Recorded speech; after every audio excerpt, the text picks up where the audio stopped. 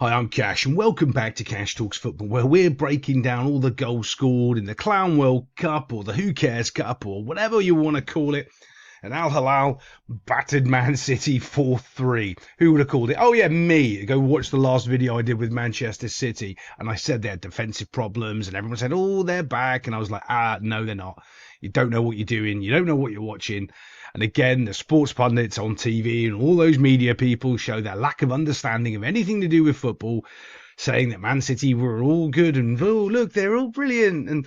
And you sometimes you think it's just all sort of scripted, where you think the Saudi team's gonna win the World Cup because then they're gonna get the Champions League spot. Because how can you not have a Saudi Arabia team not in the Champions League if they're the World Cup club champions? Call it here first. Let's find out if it happens, if it's all just a part of a script. We're going to see. But we're going to watch this first goal here of Man City. And it's interesting because, it goes down to the way teams score goals and how they're creating opportunities. You can see whether or not they're going to keep redoing those things, and are those things going to be effective for the next game, not just the game they're currently in. And if we're looking at this right here, we can see this is where the goal's going to come. We already know it's going to be here because that's where the space is on the field, right? Now that space might get taken away because players might move over, but ultimately we know that this is the area, that this is where the goal's going to come from, because we can see it plain as day, and so can he. That's why he's making a run straight in there, in behind. Buff, off he goes, in behind, making a run. You can see the Al-Hilal player isn't quite goal side. He's not quite tight enough. He needs to be in front of his player. He's not. He's just got a free run at goal. Hasn't recognised it. Could have stepped over. Doesn't need to be here. You're not doing anything. There's no one for you to mark. Technically, even though he's doing a poor job marking him there, you're not doing anything. You can come over and help close that space, narrow that gap ever so slightly. And now the ball's getting played. Is he onside, offside? Yeah, I've got so many issues with all of that nonsense, and you all know it, because you can't really tell when the ball leaves the foot. They're all concerned about this line over here. Well, how can you draw a line if you don't know if the ball's left his foot properly yet? It's all about when the ball leaves his foot. Oh, look, there we go. And he's cut back perfectly, because he knows that isn't the problem. And now look at the space. You can see that space now is moved to there, and it's a massive pocket, absolute massive. You can see that space is moved ever so slightly to there, and this is where the secondary run starts. So we just tried to have a run from deep, was offside, couldn't play the ball, but we know that this is the exposed spot. Like, you still see that gap there. You can still see there's a gap right there. So now it's moved ever so slightly from, it was about there. Now it's moved over, and you know this is the area the goal is going to come from. As it moves, boom, getting a run. Someone's tracked the run, but there's a problem. You can't track a run from the outside of the field, right? He can't challenge him. It's going to be him. Sorry, the goal, then the Man City player, then the Al-Hilal player. That's who needs to be tracking this run, not you on the outside. But here's the problem. When somebody else starts doing the run, as a player, you go, oh, well, he's doing it. I don't have to. No, you need to be doing this because you're on the inside player. He's on the outside. He can't go with it. Look. Boom. It's too late. It's all too late. It's gone through. There is so many issues with this handball that I'm going to talk about in a second. Exploits that little bit of space, and now we just get a bundle goal. It's not a good goal. It's just a bundle goal. Everyone's jumping around, trying to get a touch. I do like this, though. Look at this defensive here. They've got a little box defensively here. It's quite tidy. As it breaks down, though, you can see it's just who gets onto the ball next. Little ball inside the 6-yard box, closes loads of damage and moves on. The reason, sorry, I'm a little bit brain fried because I'm processing in my head about that handball. I just want to get onto it and show you, because that's the really contentious thing here on this goal. As it just drops into the back of the net box. And unfortunately, this is the only angle we've really got to look at, and which is a problem, because if I'm looking at it from this side over here, what I'll be able to see is that extended arm there. Is the ball touching the extended part of the arm, or is it just touching about there? The other problem I have with it is my golden rule is always, do you gain an advantage? Yeah, he gains an advantage. So what I would say, it's a handball. He gains an attacking advantage because it hits him on the hand. Now, if that hand, and this is what I mean. So if I show you side on, is if his arm's out here and it's hitting him up here, yeah, but if his arm's down, you can't see. Well, sorry, if his arm's like close to his body, it would have hit his body, not his hand, so I wouldn't have cared. But you can't see from this angle, and it's really, really frustrating. And that's why I was sort of brain fried of going like, yeah, I need at least 2-3 more angles, and I couldn't get them. Like, and that's one of the things I'm finding with this zone coverage. It's like, we're going to show you the angle that we want to show you for the decision that we've made, and deal with it. Great, thanks a lot. But let's move it on because we've got lots to talk about in this game. This Al-Hilal goal is almost similar to the Man City goal. Scored almost the same area. It's another scrappy, bundly balls in the box, not dealt with properly. But this is what I was talking about with Man City defensively. They're just poor. 1, 2 players. These 2 players are going to take both of themselves out of the game here. Watch this. As they go, boom. Look, now they're both completely taken out of the game. Both pressuring the ball for some reason. Whoever this kiddie is here, he needed to drop and not pressure the ball. You can see his teammate was dealing with it. All he needed to do was drop and take the space away and get back into his line here. He didn't. He decided to step inside. Let me just show you that again ever so slightly. See where he is? He doesn't want to get involved with this. He just wants to come across and get here. So he's got this nice little shape, and then he's like, come and beat me, because if you come down the outside, I can pressure you now from the outside because I'm here. This is my starting position. He's not. He's come in here for some reason, and immediately as soon as he comes in, all he does is open that space to the outside where he's just going to run into. It's like, oh, thank you very much. You've just given me the space to run into. Well, why have you come to challenge me? All he had to do was come back, let his teammate maybe try to make a tackle, try to push the ball towards him, do something, but doesn't. These two end up making it easy for the Al-Hilal player. I think it's Malcolm, or yeah, maybe. And the worst part about it is when he does run inside and do that, he left the player completely out here. So he should have just been coming back and covering between that 1-2 players, so he could have gone to either side, either one when the ball's passed. He doesn't. He can't get there because he's decided to do something silly. Now, the same 2 players that were chasing the ball a minute ago are the same 2 players chasing the ball again. They're completely out of sync with the phase of play. They're not sure what to do, and they're just chasing their tails. Terrible, absolutely terrible defending. Called it the other week when I did the Man City thing. I think they won 5-2 or something. They're just not solid defensively. They're going to concede goals against anybody and everybody. And yeah, this proves it. But cross-country, and this is another point of contention. If this isn't Edison or Allison or a top-flight goalkeeper, right? Oh, let me go. If this was a Nana at Manchester United, everybody is on this keeper's back. Ball comes in, gets it, knocks it, no, doesn't get it. Right? Everyone's on the goalkeeper's back right there. And this is one of those things in football where I don't like, you notice quite a lot. I don't use players' names because the minute you start using players' names, you give them the benefit of the doubt because, well, the keeper should have had that there. That should have been the keeper's ball. Job done. No problem. But because you go, oh, it's Edison, it's all right. No. If that's why it's so important that you don't put that bias in your head about, oh, this goalkeeper or that this name or that name. Oh, it's so and so. It's so and so. No. Say what you see. The keeper should have had that. Should have been easy. Doesn't do it. Doesn't deal with it, and the next thing they know, there's a bit more of a bundle. I mean, honestly, that's a terrible shot. It's a really, really bad shot. Lucky little ricochet, and it's a decent header into the corner because he's got to find it. Anything over towards the keeper, anything over towards this sort of area here, and he's got it. He finds that little spot. Dosh, no power on it. Yeah, and they get themselves a goal. Let's move it on. When I said that I called Man City being rubbish defensively and being able to be exploited in the last video, and when all the other sports media analysts and pundits were saying, oh, they're back. And I'm like, no, they're not. And this is another classic example right here on this counter-attack. It's just a counter-attack. It shouldn't be difficult to defend. Not only are they not able to defend it. Oh, this is a worldy ball. I'm going to play this little worldy ball right here in a second. Look, boom. It's a worldy ball, kind of bends it with the outside of his foot. And we've got to talk about the Manchester City kit. Is it like are they trying to copy River Plate? Did City used to have a kit like this back in the day? I'm not sure. I know I've seen it, this type of stripe across before. I actually like it. Yeah, I quite do like that. I do like it. There's not many teams that do that. But this is just a case of power and pace. And can you finish your chance? The 2 Man City defenders can't get anywhere near him. Remember, the player with the ball is slower than the other 2 players because they don't have the ball to dribble. They can just run.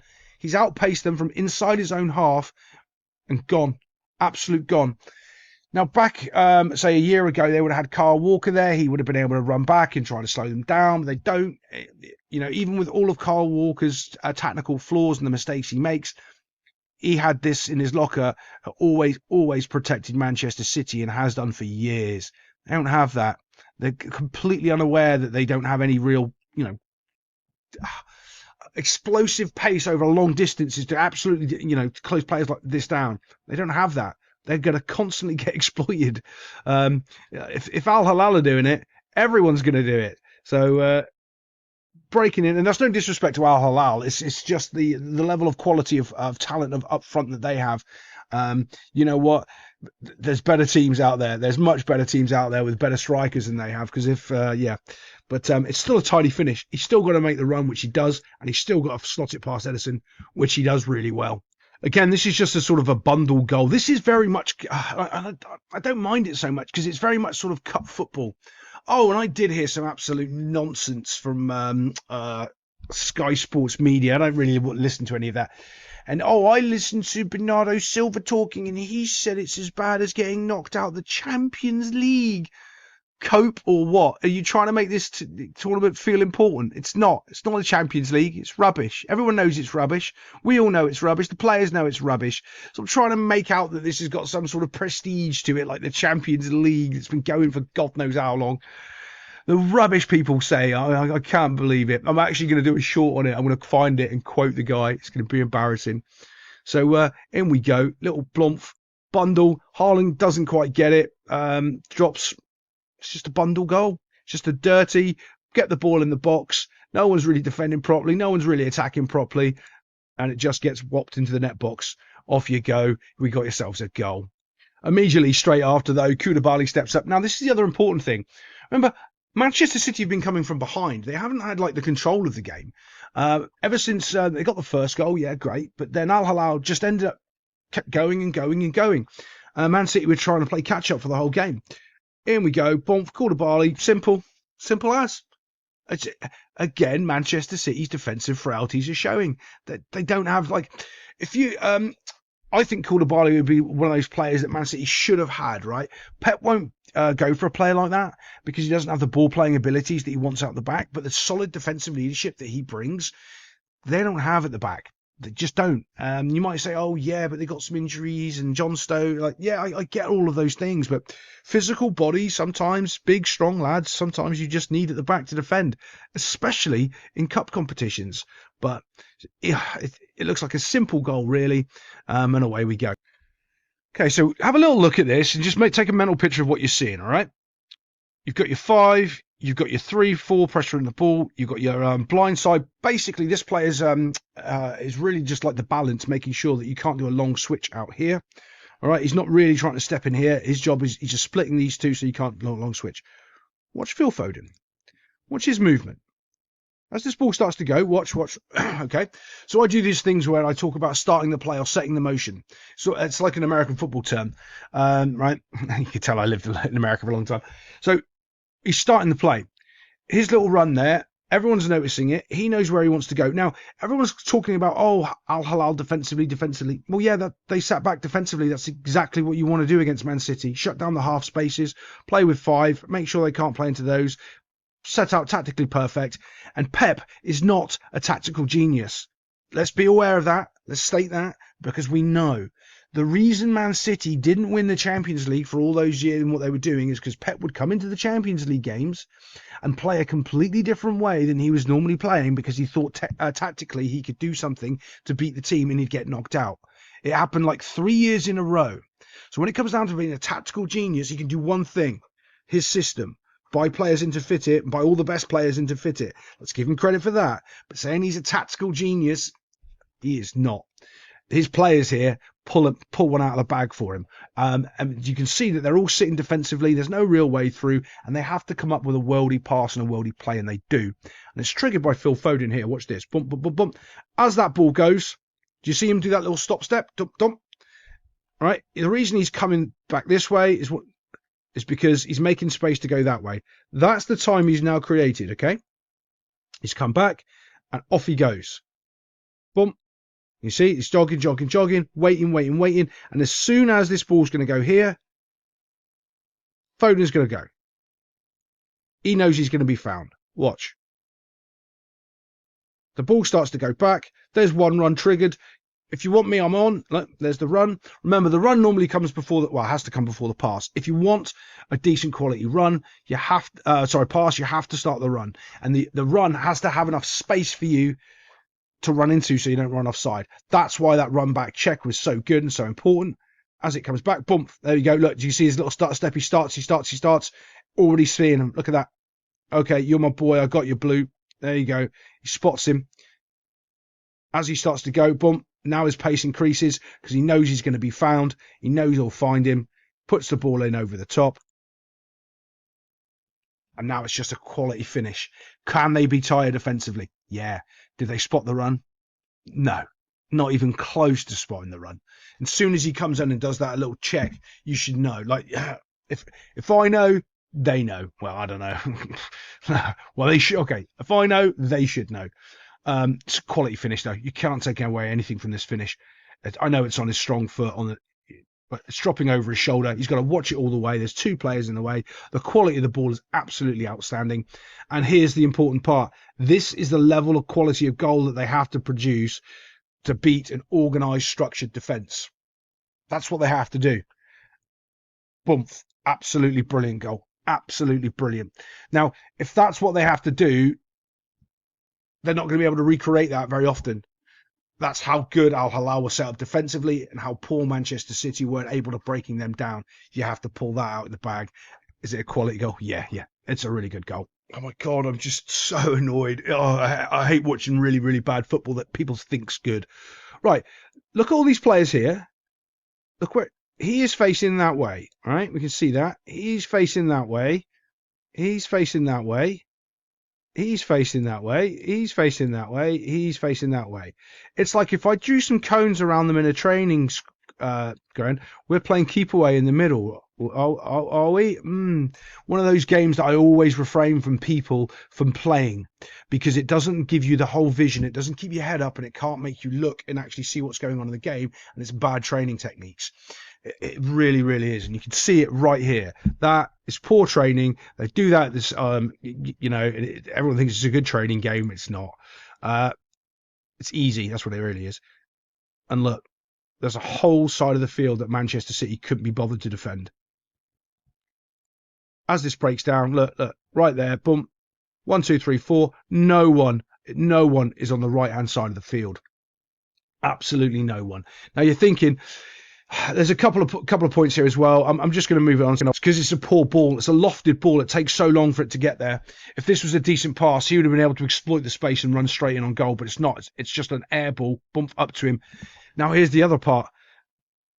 What they've just done, all their focus was here. You can see where they're all looking. Now they're all just going over here, and they're completely forgetting about these players that were just on the side of the field. They're just like robots running from one side to the other. Well, we got exploited for that space. We're going to run over to that space. Now, please don't pass it back to the other side of the field. And that's exactly what they do. When this cross comes in, it's not the guy that headers the ball right here, but he's completely unmarked. Yeah, it ends up drifting towards the back post, but it's completely unmarked. The defenders just don't know what they're doing. Absolutely don't know what they're doing. Keeper makes a save, ricochet, and he taps it in for the winner. Defensively, they're awful. Like anyone that thinks that this team's going to do great next season, unless they buy 2 or 3 more players defensively, they're going to really, really struggle. They struggled last year. They do have firepower. They're great, but Al-Hilal are moving it on. And don't be surprised if they make it to the final and there's some contentious VAR decisions to get them there. But that's conspiracy theories aside. I'll see you next time on Cash Talks Football.